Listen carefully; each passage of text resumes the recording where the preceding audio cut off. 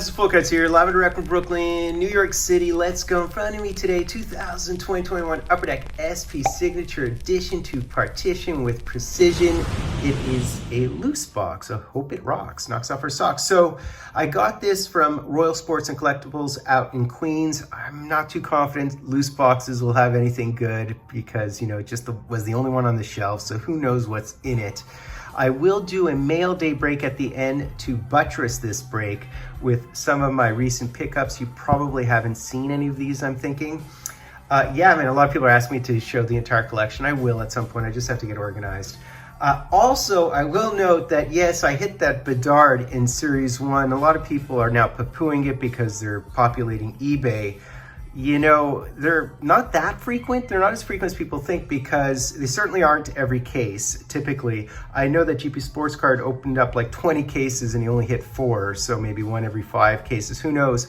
Some people compared them to the Jordan 1991 SP1 or whatever it is, which is kind of funny. I mean, if you go look at the Jordans, there's like 1,500 on eBay, while the Bedards, I think there's only 50, 100 for now. But yeah, they should drop in price. I mean, they won't be $1,000 cards. And by the way, I'm selling one on eBay and it's a screen grab from the GP Sports Card break. I know it's already at a $300 US, so for the $50 spot, I mean, it's all good in the hood. So let's get rocking and rolling with this loose box. Configuration 5 cards per pack, 18 packs per box, typically 2 autos per box. I'm expecting like a boring gold foil auto and then like a, you know, lowly Group D decagons or something. So inside out, upside down. All right, so should we try this side? I can't even remember what the, lost the thread on where the good cards are. You'll notice in the background, I have a number to 10 gold Future Watch non-auto. And this is a base foil auto, actually, in our first pack. So I kind of called it, didn't I? This is absolutely an auto. Hopefully it's a decent one. I'm guessing it's sort of a lesser known quantity. Reggie Leach here are the back of the cards. Again, very plain white cards. Arneal, Gavin, Darryl Yager, and who is our first auto in our first pack? Let's see. It would happen to be Darren Shannon. It's a Darren Shannon auto. Very nice, tight looking auto. So auto 1 down. So yeah, I guess I called it on that.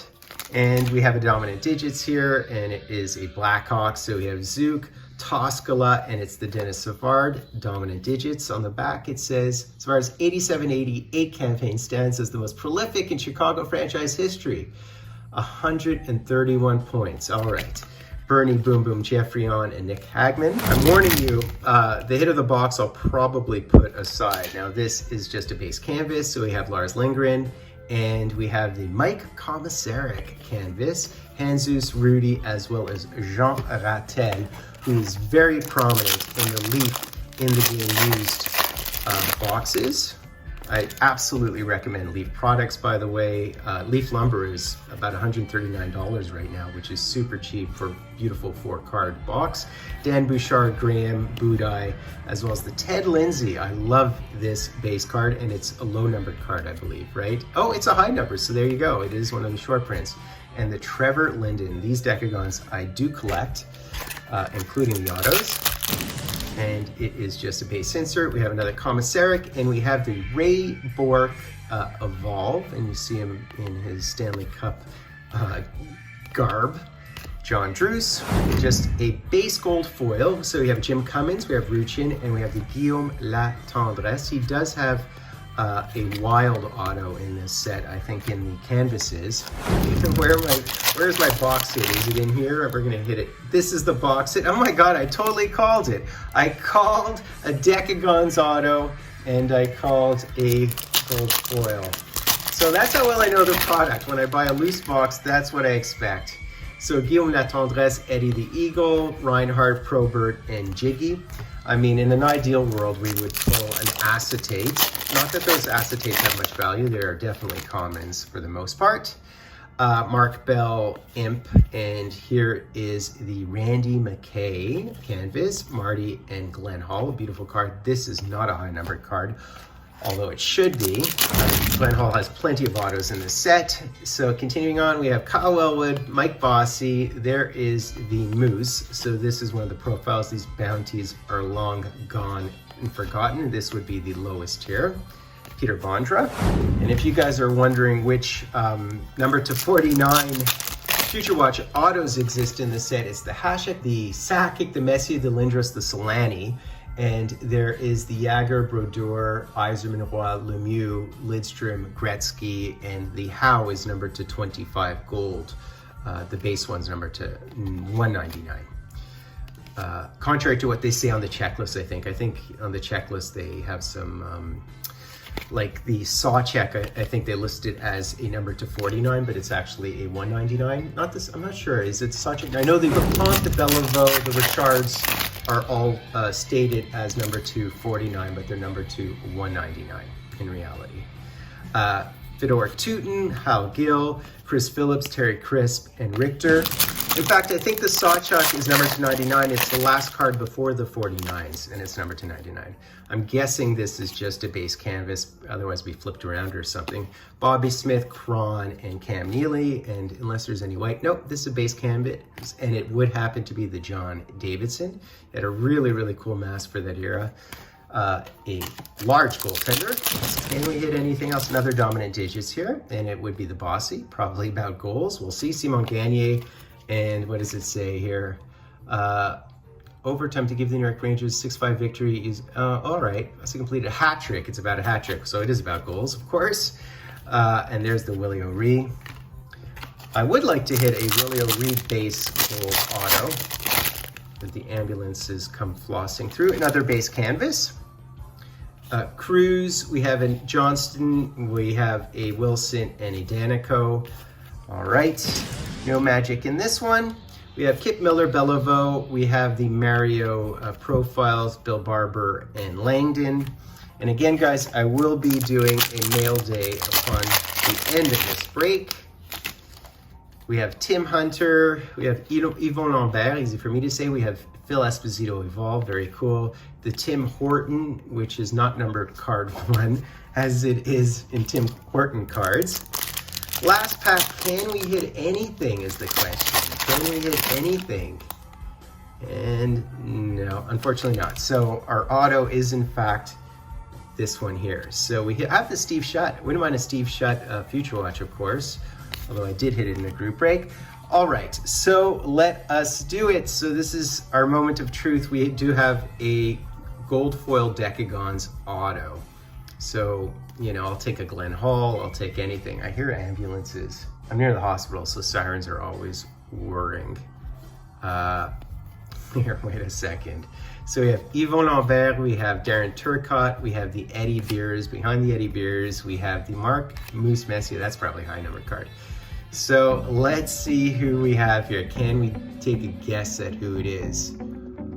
We have Hair, which is usually a good thing. That is Hunter, I think. I'm thinking that is Hunter. And it is in fact the Tim Hunter. So that was kind of predictable. You know, a lolly box on the shelf, I figured sort of I run out of all my mojo. That is funny. Okay, I mean, I totally pegged it, right? Now, I should mention that I don't have the Tim Hunter, and it is a Group C, so it's actually not a terrible one by grouping. So I promised you guys I would do a reveal of my mail day cards. So here we go. I opened up the box to expedite matters. So here is the first one. And you may have seen this because I actually have a dupe of this, and it is in fact the Ted Lindsay Gold Future Watch Auto number to 4. All right. Next up, and next up is this one. And I did indeed pick up the Phil Esposito. The ideal one to have, of course, is the number to 7. So there you go. Really, really cool looking card. Next up, here we go. And I don't think I've shown you guys this one before, not yet. And it's the Zetterberg gold foil one, and it is numbered to 7 as well. So we've actually hit a 4 and a 7 and a 7, I think. All right, continuing on. And go as quickly as possible here. Of course, I have the Gretzky in the background, which is number 2 of 10, in case you're wondering. And this one is, you know, maybe I overpaid a bit, but this one is really, really hard to secure because everybody in Toronto will overpay for it, obviously. And this one's number 8, It's the Dougie Gilmour. Not bad at all. Very nice with the gold foil auto. I actually don't care so much about the autos when it comes to those vintage players because there's only 10 of the cards. All right, so I've got 2 cards left. Got 2 cards left. And any guesses? And yeah, man. So this is one I didn't have, which is really great. And it is, in fact, a numbered 1 of 10. Any guesses on the last one, guys? Any guesses? Well, I'll tell you one thing. It isn't a gold or a black, as they call them. They call them, I think it's in the black checklist, the golds, by the way. All right, but the base cards are blacks and the future watches are really golds. So here we go, is our last card. And yes. The flower, the Gila Fleur. I'm not sure about that ink there, but yeah, it is graded 9. I actually almost want to break it out. I hate graded cards. I absolutely hate them. I find it pretentious. It's funny too because it almost looks just the way it's, it almost looks like a schmutz on it, doesn't it? But it's graded. Surface 9. It gives it a 9 for surface, so maybe that's normal, right? But yeah, no, I actually hate graded cards. I feel like breaking it out of this. I just feel like, who cares? That's just me. And people say that they go up in value. Actually, a lot of graded cards, once you grade them, particularly this set, because people will pay big money for a Gretzky that is a 7 if it isn't graded, not knowing what the grade is. But once it's graded and it's a 7, then people won't want to pay over $1,000, right? But here we go. I have the Lafleur's one that I hadn't had, right? Yeah, I also have the gold. So that's basically it, guys. Hope you enjoyed that. By the way, I paid less than the sticker price because Royal gave me a deal, which is always good. Also, do target cards on eBay with 100% certainty as opposed to dropping $250 on a box or whatever crazy price people pay with tax and shipping. Yeah, and my Bedard card's up on eBay if you're interested. The Series 1 draft short print.